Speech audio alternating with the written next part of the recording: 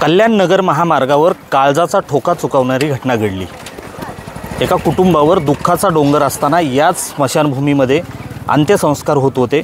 या अंत्यसंस्काराचा कार्यक्रम उरकल्यानंतर पुणे नगर महामार्गावरून घराकडे जात असताना एका भरधाव वेगाने आलेल्या ट्रकने अक्षरशः गावकऱ्यांना चिरडल्याची घटना या ठिकाणी घडली। गेल्या 4 तासापासून गावकऱ्यांनी या ठिकाणी रास्ता रोको आंदोलन सुरू केलेलं आहे। नागरिकांच्या संतप्त प्रतिक्रिया या ठिकाणी आहेत। खरं तर कधीही न पाहिला जाणारा असा अपघात या ठिकाणी घडलेला आहे।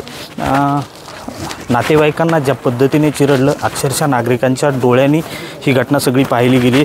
त्यामुळं नागरिक हे या ठिकाणी संतप्त आहेत। आपण बोलण्याचा प्रयत्न करूया।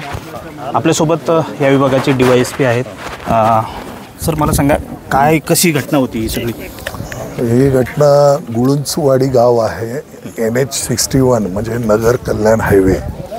या हायवेवरती गाव आहे, आळेफाटा पोलीस स्टेशनच्या हद्दीमध्ये। आणि आणे घाट समोर दिसतो आहे, नगर बाजूकडे जाणारा जो आणे घाट आहे याचा तीव्र उतार आहे।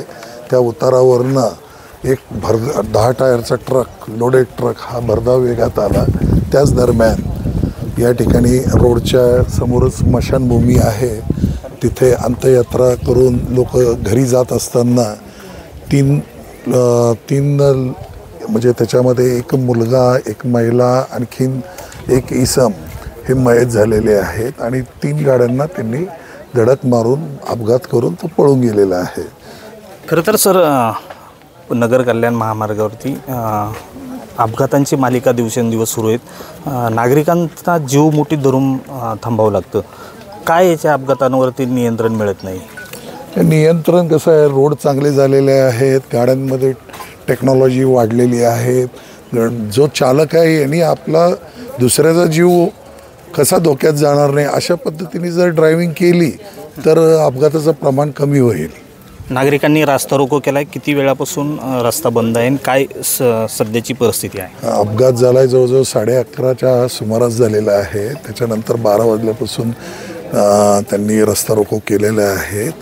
माननीय आमदार साहेब अतुल बेनके साहेब आलेले आहेत, त्यांच्याशी ती चर्चा करत आहेत। आणि नॅशनल हायवेचे जे काही अधिकारी आहेत ते येत आहेत। आणि त्यांचा गावकऱ्यांची मागणी अशी आहे की गावाच्या बाजू म्हणजे बॅक साईडनी रिंग रोड काढावा आणि तिथून डायव्हर्शन करावं की जेणेकरून कुठलाही अपघात होणार नाही।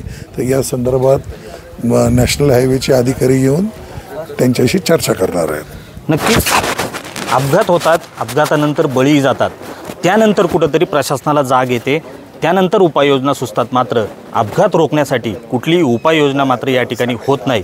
त्याच पार्श्वभूमीवर स्थानिक नागरिकांनी या ठिकाणी रास्ता रोको आंदोलन सुरू केले। हे रास्ता रोको आंदोलन अशाच पद्धतीने तीव्र राहणार अशाही भावना या ठिकाणी व्यक्त होत आहेत। रोहिदास गाडगे, साम TV न्यूज, जुन्नर, पुणे। देश विदेशातील प्रत्येक घडामोडींचे लाईव्ह अपडेट मिळवण्यासाठी आता साम टीव्हीच्या सर्व सोशल मीडिया प्लॅटफॉर्मला लाईक, फॉलो आणि सबस्क्राईब करा। तसंच सर्व नोटिफिकेशनसाठी बेल आयकॉन प्रेस करायला विसरू नका।